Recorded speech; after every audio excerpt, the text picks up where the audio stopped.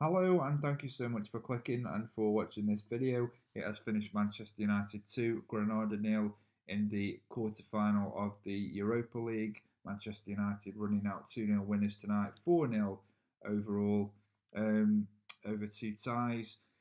Goals from Cavani and an own goal in the second half after Juan Mata's glancing header took a deflection. United pretty comfortable on the night after that early Cavani goal. I thought actually that Granada made this quite a competitive game. They had their moments, but really Manchester United were pretty comfortable overall, and that is just all that she wrote for Granada.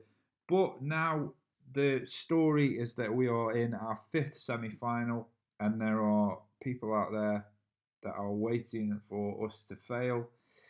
And we cannot afford to fail. It is now or never. It is do or die. It is every cliche under the sun.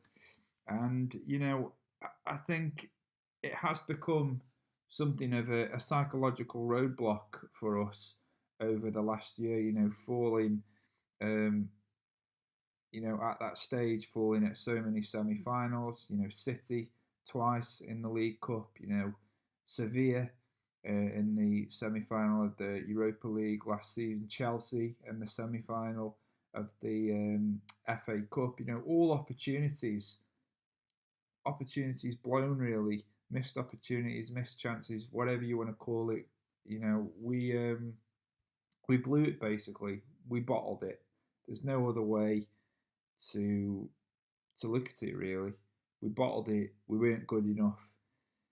Say what you will, say what you want, but this is an opportunity now that we cannot afford to mess up. We've got to go forward, and we've got to really go for it here if we want to win this competition. If we want to start winning trophies again, then this is where it has to start, and we have to, we have to go forward. We have to get past this sort of psychological roadblock, and we have to progress. We have to get to that final. Forget winning it. We have to, at the very least, get to the final. Because there's no way that we can be losing five semi-finals in the space of just over a year. It can't happen. So we'll see. But tonight, I thought Van der Beek played really well tonight. Came in for Paul Pogba, who was walking a tightrope after his booking, and he probably got away with a couple in the first half. So I think Ollie did the right thing. He made the right decision taking Pogba off and bringing Van der Beek on. And I thought Van der Beek played really well. Actually, I think that's his best performance in a United shirt. And I know chances have been few and far between, but performances like that, who knows? Next season he could become more of a permanent fixture. I suppose the problem is, well, the question is like, where do you play him? Where do you play him, and where do you fit him into that squad?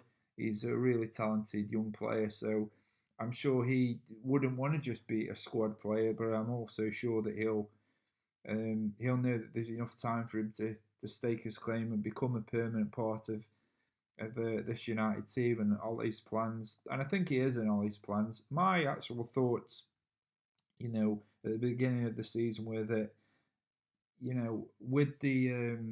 with how fast the fixtures are coming thick and fast this season. It's unprecedented. Obviously, we came out of lockdown last season, and then this season there was a delay. So on the start of the season, and the games,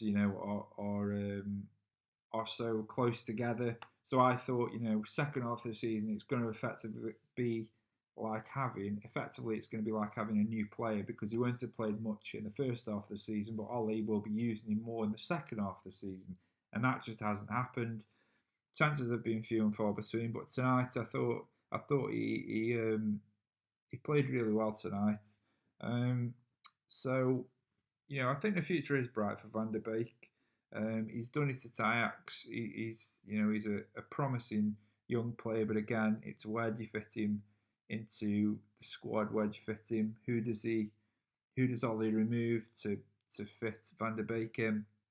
He's not gonna drop Fernandez for Van der Beek. That's just not gonna happen. Does he play him alongside McTominay or Fred? Does he play him in that sort of role? I don't think he's that kind of player, because he likes to get forward, to move the ball a lot quicker, to get forward. Whereas I think sort of Fred and McTominay, they're more sort of defensive minded players, and that's just the way that Ollie plays them, and that's just the way that they sort of operate in this setup that Ollie has. You know, playing McTominay and Fred in front of Maguire and Lindelof for the majority of this season. But actually, we've seen that McTominay and Fred can get forward.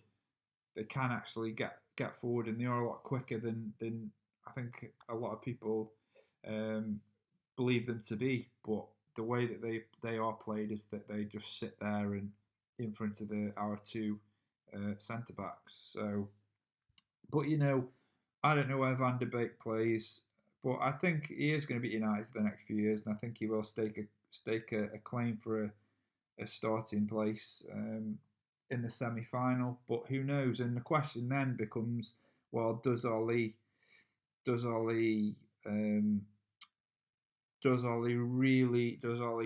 play his strongest? Does he play his strongest lineup in that first leg? Meaning that, you know, Van der Beek probably won't be starting. You know, the likes of Van der Beek, the likes of Bailly, they won't be starting. And that's a shame, because, you know, again, it would have been nice to have seen Bailly playing tonight, but he didn't, and that's a shame. But Tuanzebe did well, and I think overall the whole team did well. I think tonight, United, I would describe it as a professional performance. Nothing to really complain about, nothing to really critique.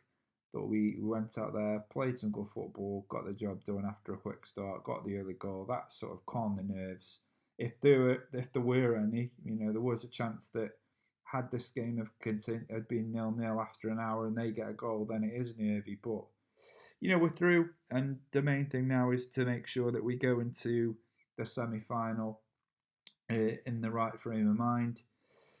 But between then, you know, sandwiched between then, now and then, we have a lot of games, and we've got Burnley next, and I still don't think second place is nailed down, so that's a big game, and I think, you know, listen, we're not going to win the title, that's Manchester City, but we could make it a nervy finish for them. That's what would be good, you know, if we win on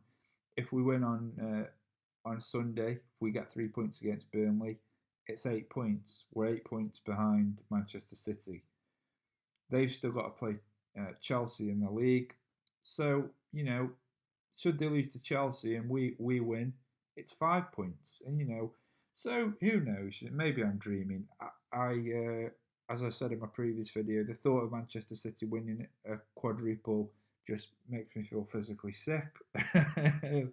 But, yeah, who knows? It would be a phenomenal achievement if we were to win the league, but you know, that is a dream and it's not going to happen, and I don't think it's going to happen anytime soon due to different circumstances, the quality of the squad, you know, numerous different things, investment in the squad, you know, numerous things. But that's again a story for another day, a video for another day, because tonight we have run out 2-0 winners over Granada, 4-0 on aggregate, and we're now through to the semi-final.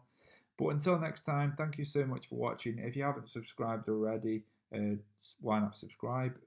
Leave me a like, and of course leave any thoughts, comments and feedback that you have on this or any of the other videos. And until next time, thank you so much for watching, and I will see you all soon.